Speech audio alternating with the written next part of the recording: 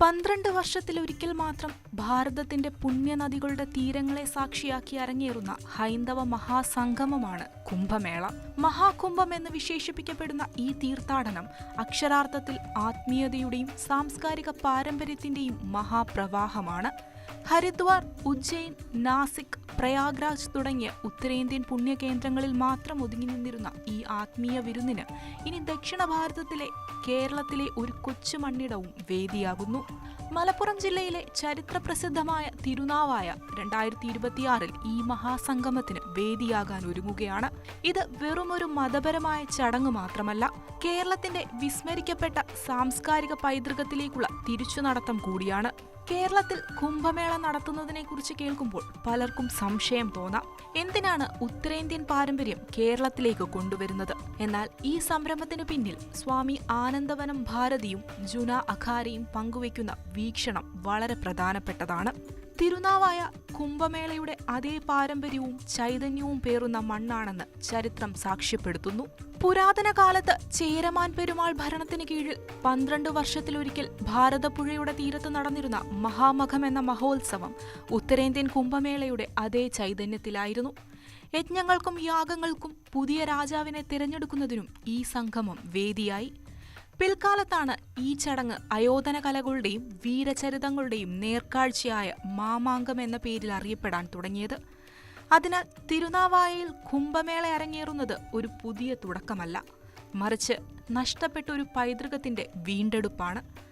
ഉത്തരേന്ത്യയിലെ 4 കേന്ദ്രങ്ങളിലെ കുംഭമേളയും തമിഴ്നാട്ടിലെ കുംഭകോണത്തെ മാമാങ്കവും തിരുനാവായയിലെ മഹാമഖവും ഒരേ ആത്മീയ സ്രോതസ്സിൽ നിന്ന് ഉത്ഭവിച്ചതാണെന്ന തിരിച്ചറിവാണ് ഈ സംരംഭത്തിന് ഊർജം പകരുന്നത്. തിരുനാവായയിലെ പുണ്യകേന്ദ്രമായ നാവ മുകുന്ദ ക്ഷേത്രത്തിനു മുന്നിലുള്ള ഭാരതപ്പുഴയുടെ തീരത്താണ് മഹാസംഗമം നടക്കുക. 2026 ജനുവരി 18 മുതൽ ഫെബ്രുവരി 3 വരെയാണ് തീർത്ഥാടനത്തിന്റെ തീയതികൾ നിശ്ചയിച്ചിട്ടുള്ളത്. കുംഭമേളയുടെ സുഗമമായ നടത്തിപ്പിനായി നവംബർ 23 ഒരു സുപ്രധാന യോഗം ചേരുകയും സ്വീകരണ സമിതിക്ക് രൂപം നൽകുകയും ചെയ്യും. ഈ സമയക്രമം തിരഞ്ഞെടുക്കുന്നതിൽ ജ്യോതിശാസ്ത്രപരമായ പ്രത്യേകതകളും പരിഗണിച്ചിരിക്കാം. കാരണം കുംഭമേളയുടെ ഓരോ ചക്രവും ഗ്രഹങ്ങളുടെയും നക്ഷത്ര രാശികളുടെയും സ്ഥാനത്തെ ആശ്രയിച്ചാണ് തീരുമാനിക്കുന്നത്. ഈ മഹാമേളയുടെ ഏറ്റവും വലിയ പ്രത്യേകത ഇന്ത്യയിലെ ഏറ്റവും വലിയ സന്യാസ സമൂഹങ്ങളിലൊന്നായ ജുന അഖാരയാണ് നേതൃത്വം നൽകുന്നത് എന്നാണ്. അഖാര എന്ന പദത്തിന് ഗുസ്തി കളരി അല്ലെങ്കിൽ സൈനിക കൂട്ടായ്മ എന്നൊക്കെയാണ് അർത്ഥം. ഹൈന്ദവ ധർമ്മത്തെ സംരക്ഷിക്കാനായി രൂപീകരിക്കപ്പെട്ട ഈ സന്യാസ സമൂഹങ്ങൾ കുംഭമേളയുടെ ആചാരപരമായ ചടങ്ങുകൾക്ക് നേതൃത്വം നൽകുന്നു. തൃശൂരിൽ നിന്നുള്ള ഒരു മുൻ SFI നേതാവ് രാജ്യത്തെ ഏറ്റവും വലിയ സന്യാസ സമൂഹമായ ജുന അഖാരയിലെ മഹാമണ്ഡലേശ്വർ പദവിയിലേക്ക് എത്തുക എന്നത് അത്യപൂർവമായ ഒരു നേട്ടമാണ്. കുംഭമേളയുടെ ഒരുക്കങ്ങൾ വിലയിരുത്തുന്നതിനായി കഴിഞ്ഞ ബുധനാഴ്ച തിരുനാവായ ക്ഷേത്രം സന്ദർശിച്ച സ്വാമി ആനന്ദവനം ഭാരതി കേരളത്തിൽ കുംഭമേള നടത്തുന്നതിനുള്ള ഔദ്യോഗിക സ്ഥിരീകരണം നൽകി. ഒരു ഇടതുപക്ഷ വിദ്യാർത്ഥി രാഷ്ട്രീയ പ്രവർത്തകൻ സന്യാസം സ്വീകരിച്ച് ഉന്നതമായ മഹാമണ്ഡലേശ്വർ പദവിയിലെത്തുകയും പിന്നീട് സ്വന്തം നാട്ടിൽ കുംഭമേളയ്ക്ക് നേതൃത്വം നൽകുകയും ചെയ്യുന്നത് ഒരു കേസ് സ്റ്റഡി പോലെ ശ്രദ്ധേയമാണ്. ആശയപരമായി വിരുദ്ധ ധ്രുവങ്ങളിലായിരുന്ന 2 ജീവിതങ്ങളെ സമന്വയിപ്പിക്കുന്ന ഈ വ്യക്തിത്വം കേരളത്തിലെ കുംഭമേള സംരംഭത്തിന് സവിശേഷമായൊരു മാനം നൽകുന്നു. തിരുനാവായയിൽ മഹാമഖം പുനരാരംഭിക്കാനുള്ള ശ്രമങ്ങൾ ഒരു സുപ്രഭാതത്തിൽ തുടങ്ങിയതല്ല. 2016 ക്ഷേത്രത്തിലെ പ്രധാന പുരോഹിതൻ ഭാരതപ്പുഴയുടെ തീരത്ത് നദീപൂജാ ചടങ്ങുകൾ ആരംഭിച്ചതോടെയാണ് ഇതിന് തുടക്കമായത്. കോവിഡ് കാലമൊഴികെ ഇത് മുടങ്ങാതെ എല്ലാ വർഷവും തുടർന്നു. ഇതിലൂടെ ലക്ഷ്യമിടുന്നത് 12 വർഷ ചക്രത്തിന്റെ അടുത്ത സുപ്രധാന നാഴികക്കല്ലായ 2028 വിപുലമായ മഹാമഖമാണ്. 2026 കുംഭമേള ചടങ്ങുകൾ ഈ മഹാമഖത്തിന് മുന്നോടിയായുള്ള ഒരു പരീക്ഷണ ഓട്ടവും വിളംബരവുമാണ്.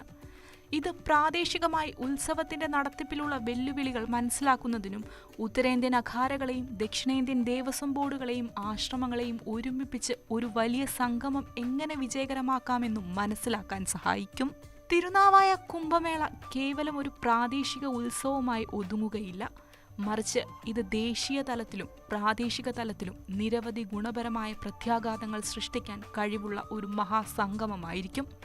ഒന്നാമതായി, ചരിത്രപരമായി പ്രാധാന്യമുള്ള മാമാങ്കം പോലുള്ള ചടങ്ങുകളുടെ ആത്മീയമായ അടിത്തറ വീണ്ടെടുക്കാനും അതുവഴി തിരുനാവായയുടെ പൈതൃകം രാജ്യശ്രദ്ധ ആകർഷിക്കാനും ഇത് സഹായിക്കും. രണ്ടാമതായി, വിനോദസഞ്ചാര മേഖലയ്ക്ക് ഇത് വലിയൊരു ഉത്തേജനമാകും. കുംഭമേളയിൽ പങ്കെടുക്കുന്നതിനായി രാജ്യത്തിന്റെ വിവിധ ഭാഗങ്ങളിൽ നിന്നുള്ള ലക്ഷക്കണക്കിന് സന്യാസിമാരും തീർത്ഥാടകരും കേരളത്തിലെത്തുന്നു. പ്രത്യേകിച്ച് മലബാർ മേഖലയിലെ സാംസ്കാരിക ടൂറിസം മേഖലയ്ക്ക് വലിയ ഉണർവ് നൽകും.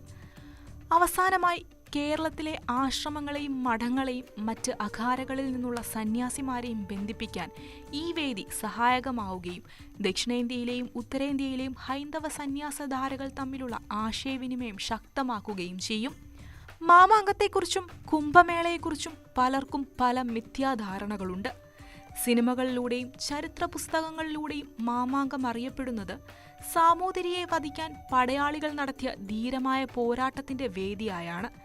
എന്നാൽ സ്വാമി ആനന്ദവനം ഭാരതി ചൂണ്ടിക്കാണിക്കുന്നതുപോലെ അതിന്റെ ആദ്യകാല രൂപം ഒരു അയോധന ചടങ്ങായിരുന്നില്ല, മറിച്ച് യജ്ഞങ്ങൾക്കും രാജഭരണ മാറ്റങ്ങൾക്കും വേണ്ടിയുള്ള ഒരു ആത്മീയ രാഷ്ട്രീയ സംഗമമായിരുന്നു എന്നതാണ് പ്രധാന സത്യം. മാമാങ്കം എന്ന വാക്കിന്റെ പൂർവ്വരൂപമായ മഹാമഖം ഈ വസ്തുതയെ സാധൂകരിക്കുന്നു. കുംഭമേളയെ കേവലം ഉത്തരേന്ത്യൻ പ്രതിഭാസമായി കാണുന്നതിനു പകരം 12 വർഷ ചക്രത്തിൽ നടക്കുന്ന ഒരു സാർവദേശീയ ഹൈന്ദവ സംഗമമായി കാണേണ്ടതുണ്ട്. തിരുനാവായയെ വീണ്ടും പുണ്യതീർത്ഥാടന കേന്ദ്രങ്ങളുടെ ഭൂപടത്തിൽ അടയാളപ്പെടുത്തുന്ന ഈ സംരംഭം കേരളത്തിന്റെ സാംസ്കാരിക ഭൂമികയിൽ ഒരു പുതിയ അധ്യായം എഴുതി ചേർക്കുകയാണ്. 2026 ഭാരതപ്പുഴയുടെ തീരത്ത് ലക്ഷക്കണക്കിന് തീർത്ഥാടകരെ സാക്ഷിയാക്കി കുംഭമേള നടക്കുമ്പോൾ അത് ചരിത്രത്തോടുള്ള ഒരു കടപ്പാട് വീട്ടൽ കൂടിയായിരിക്കും.